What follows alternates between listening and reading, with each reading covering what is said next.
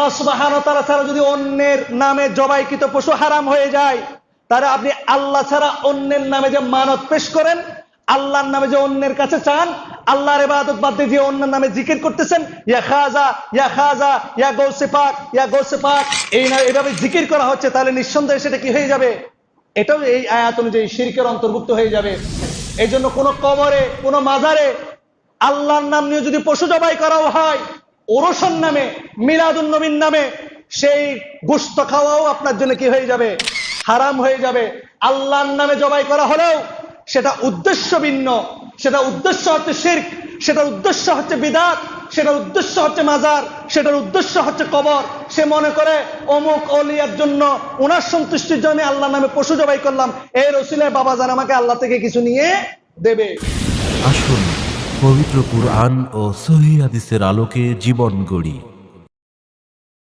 সূরা আনআমের 121 নম্বর আয়াত, 6 নম্বর সূরার 121 নম্বর আয়াত আল্লাহ সুবহানাহু ওয়া তাআলা বলছেন, ওয়ালা তাকুলু মিম্মা লাম ইয়াযকুর ইসমুল্লাহি আলাইহি ওয়া ইন্নাহু লা ফিসকুন ওয়া ইন্নাশ শায়াতিনা লা ইউহুনা ইলা আউলিয়াইহিম লা ইউজাদিলুকুম ওয়া ইন আতা'তুমুহুম ইন্নাকুম লামুশরিকুন। আল্লাহ সুবহানাহু ওয়া তাআলা বলছেন, যে সব পশু জবাইকালে আল্লাহর নাম উচ্চারণ করা হয়নি তা তোমরা ভক্ষণ করো না, নিশ্চয় সেটা ফাসিকি কাজ। শয়তানেরা তাদের বন্ধুদের মনে কুমন্ত্রণা প্রবেশ করিয়ে দেয় যাতে তারা তোমাদের বিরুদ্ধে বিতর্ক করে। এক্ষুনি যদি তোমরা তাদের অনুগত্য করো, ওয়া ইন আতা'তুমুহুম, যদি তোমরা তাদের কথা মেনে নাও, ইন্নাকুম লামুশরিকুন, তোমরা মুশরিক হয়ে যাবে। এই আয়াত থেকে তারা পূর্বের ন্যায় মুশরিক এই শব্দটা তারা প্রকাশ্যে অর্থ গ্রহণ করেছে। সম্মানিত উপস্থিতি, এই আয়াতের শানে নুজুল যদি আপনি ক্লিয়ার হন, তাহলে এখানে আল্লাহ সুবহানাহু ওয়া তাআলা বলছেন, ওয়া ইন আতা'তুমুহুম, যদি তোমরা তাদের আনুগত্য করো তাহলে তোমরা মুশরিক হয়ে যাবে। এটা কি অর্থে বলেছেন? মূলত এই আয়াতটা নাজিল হয়েছে আল্লাহ সুবহানাহু ওয়া তাআলা যখন কোনো পশু মারা যায়, মৃত্যুবরণ করে, মুসলমানদের জন্য মৃত পশুর গোশত খাওয়া কি করে দেয়া হয়েছে? হারাম করে দেয়া হয়েছে। তখন মক্কার মুশরিকরা শয়তানের ওহীপ্রাপ্ত হয়ে মুসলমানদের সাথে এই বলে বিতর্ক করা শুরু করলো, যেটা আল্লাহ সুবহানাহু ওয়া তাআলা এখানেই বলেছেন, শয়তানের কুমন্ত্রণা পেয়ে তারা তোমাদের সাথে বিতর্ক করা শুরু করলো। সেটা কি? এই জন্য আমি বারবার বলি, যুক্তি দিয়ে কখনো ইসলাম চলে না। বারবার এই মানব জাতিকে গোমরা করা হয়েছে যুক্তির মাধ্যমে। এজন্য আপনাকে দলিলের উপর চলতে হবে। শয়তান মুশরিকদের মাথায় যুক্তি ঢুকিয়ে দিয়েছে, দেখো মুসলিম, তোমরা যে পশুকে নিজের হাতে জবাই করে রক্ত কি করো? প্রবাহিত করো, সেটাকে তোমরা হালাল মনে করছো। আর যে পশুটা মারা গিয়েছে, এটা কার হুকুমে মারা গিয়েছে? তাকে তাহলে মেরেছে তাকে কে? আল্লাহ। যেটা তুমি নিজে মারছো সেটা তোমার জন্য খাওয়া জায়েজ হয়ে গেল, যেটা তোমার আল্লাহ মেরে ফেললো সেটা তোমার জন্য না জায়েজ হয়ে গেল। কি সুন্দর যুক্তি! আল্লাহ সুবহানাহু ওয়া তাআলা এই কথাই সেখানে এটাই বলছেন, যেটা আল্লাহর নাম নিয়ে উচ্চারণ করা হয়নি পশু জবাইকালে, যেখানে আল্লাহর নাম নেওয়া হয়নি, এটা নিয়ে অনেক ইখতিলাফ রয়েছে। সাহাবায়ে কেরাম যুগ থেকে একজন মুফাসসিরে কেরাম বলে গেছেন, যদি সে মুসলমান হয়, সে যদি ভুলে বিসমিল্লাহ নাও বলে, তাহলে তার পশু জবাইকৃত পশু কি হয়ে যাবে? হালাল হয়ে যাবে। কারণ তার যদি মনে থাকতো সে বিসমিল্লাহ বলেই জবাই করত। আর অধিকাংশ অনেকেই বলেছেন, যেখানে আল্লাহর নাম উচ্চারণ করা হয় না সে পশু খাওয়া যাবে না। তা আমাদের মধ্যে শয়তান যুক্তি ঢুকিয়ে দিয়েছে। একদিন আমার এক হিন্দু বন্ধু তার ভাইয়ের বিয়ের দাওয়াতে আমাকে দাওয়াত দিয়েছে, দোস্ত আমার ছোট ভাইয়ের বিয়ে, তোর নিমন্ত্রণ। তো সে জানে আমি একটু হুজুর টাইপের লোক, বলতো, দোস্ত তুই টেনশন করিস না, কারণ আমরা যে বাবুরচি নিয়োগ করেছি সেটা মুসলমান, আর মুরগি ছাগল যেগুলা জবাই করতেছি সেগুলো আমরা মুসলমানের মাধ্যমে জবাই করতেছি, সুতরাং তুই নির্দ্বিধায় খেতে পারবি। এখানে দুইটা হুকুম।